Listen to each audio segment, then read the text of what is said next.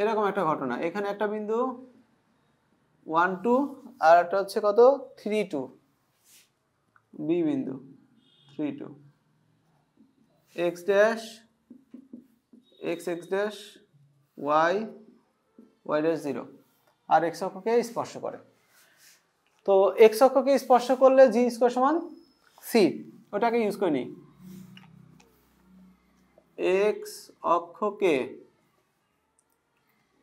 স্পর্শ করলে g square সমান কত হয়, c হয়। 1 নং-এ বসাই দেই, x square plus y square plus 2gx 2fy plus g square equal 0। আচ্ছা ঠিক আছে, এখন এই সমীকরণের মধ্যে g আর f ছাড়া অন্য কোনো ধ্রুবক নাই, g আর f ছাড়া অন্য কোনো ধ্রুবক নাই, দুটা ধ্রুবক, এই দুটা ধ্রুবকের মান বের করার জন্য দুটা বিন্দু যথেষ্ট। তাহলে ইহা a12 ও b32 এত বিন্দুগামী। আচ্ছা ঠিক আছে,